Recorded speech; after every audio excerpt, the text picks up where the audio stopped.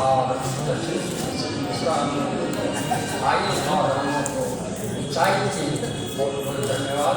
इस दिवस में हम लगातार कई बार शामिल हो चुके हैं, लेकिन इस बार शामिल विशेष तरह से आप सम्मानित किए गए हैं। आपको बहुत बहुत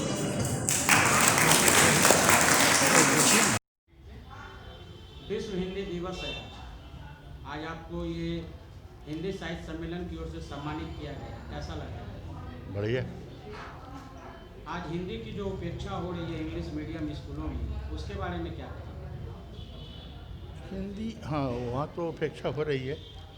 प्राइवेट स्कूलों में तो उपेक्षा हो रही है और उनको प्राइवेट स्कूल में हम हिंदी को अनिवार्य कर देना चाहिए कि हिंदी पढ़ना ही पड़ेगा, बिना दबाव दिए, बिना उसको कंपल्सन में लाए कोई उपाय नहीं।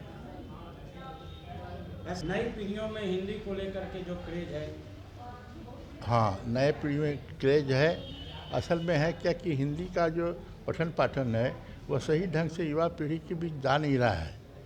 अगर वो शुद्ध रूप से और सही ढंग से जाए तो युवाओं को इसमें रुचि रहेगी और उसको पढ़ेंगे और अच्छे क्यों नहीं। अभी तो बहुत सारे नए लेखक हैं, नए कलाकार हैं, तो अच्छी हिंदी लिख रहे हैं और बेहतरीन काम कर रहे हैं।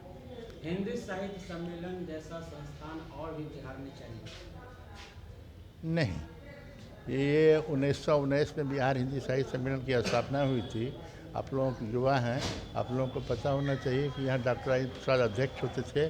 डॉक्टर जगन्नाथ प्रसाद चतुर्वेदी और राजेंद्र प्रसाद, बहुत लक्ष्मीनारायण सुधांशु, इस तरह के लोग यहाँ अध्यक्ष रहे हैं। और ये तीर्थ स्थल है, हिंदी साहित्य का यह तीर्थ स्थल है। इसमें कितने कितने महर्षि साहित्यकारों का चरण धूलि यहाँ पड़ा हुआ है। अपना परिचय दीजिए। मैं ज्योतिन्द्र मिश्र, सेवानिवृत्त, सचिवालय सेवा से सेवानिवृत्त हुआ हूँ और हम हिंदी के लेखक हैं।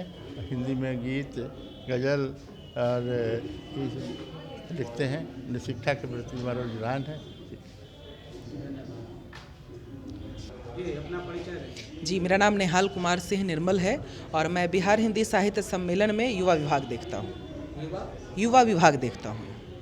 निहाल जी, इस युवा अवस्था में हिंदी की प्रोत्साहन के लिए आपको भी पुरस्कृत किया गया जी। कैसा महसूस कर रहे हैं? जी, बहुत बढ़िया लग रहा है। जब किसी को पुरस्कृत किया जाता है तो अच्छा ही लगता है। इसके लिए हम बिहार हिंदी साहित्य सम्मेलन को धन्यवाद देते हैं कि हमें इस लायक समझा गया। हमारी फैमिली बैकग्राउंड जो है वो संस्कृति से उसका लगाव है।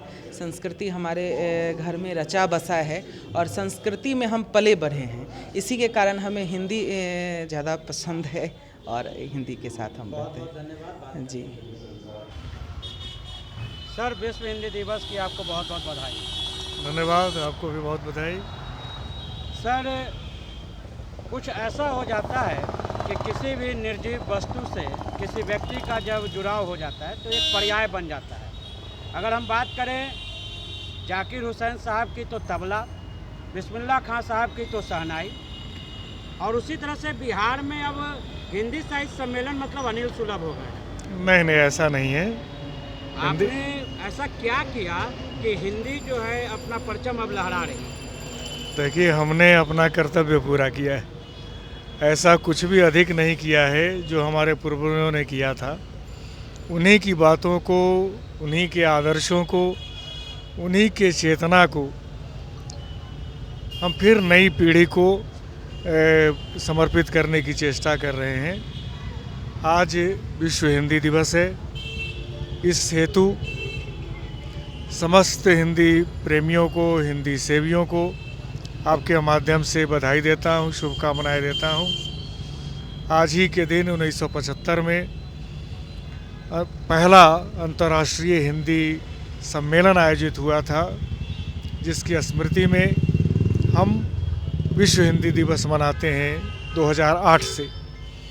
और ये हमारे लिए गर्व की बात है, परितोष की बात है, प्रसन्नता की भी बात है कि निखिल विश्व के 195 देशों में से 150 देशों में 200 से अधिक विश्वविद्यालयों में हिंदी की पढ़ाई होती है। अनेक देशों की राजकीय भाषाओं में हिंदी सम्मिलित है।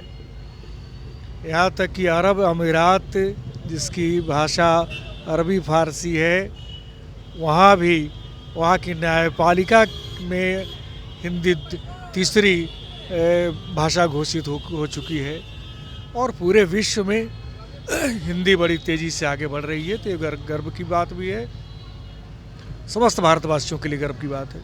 सर, नए जनरेशन के जो बच्चे हैं वो गुड मॉर्निंग कह रहे हैं। ये एक विडंबना कही जाए कि व्हाइट हाउस के बगल में माँ सरस्वती की प्रतिमा स्थापित होती है और सुबह सुबह वहाँ या कुंदेंद्र तुषारहार ध्वला चलता है और हम लोग सुबह उठ करके गुड मॉर्निंग कर रहे हैं। तो नई पीढ़ियों को हिंदी से जो अवगत कराने का काम है, ये कौन करेगा? नहीं है, हम सब लोग करेंगे, हम सब मिलकर के करेंगे, कर रहे हैं।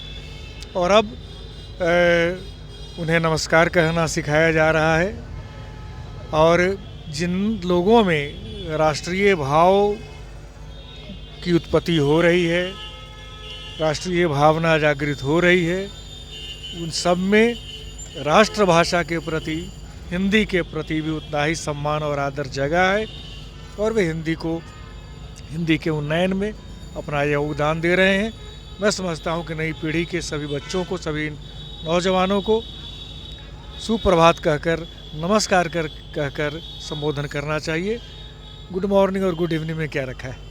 समय देने के लिए बहुत बहुत धन्यवाद। नमस्कार।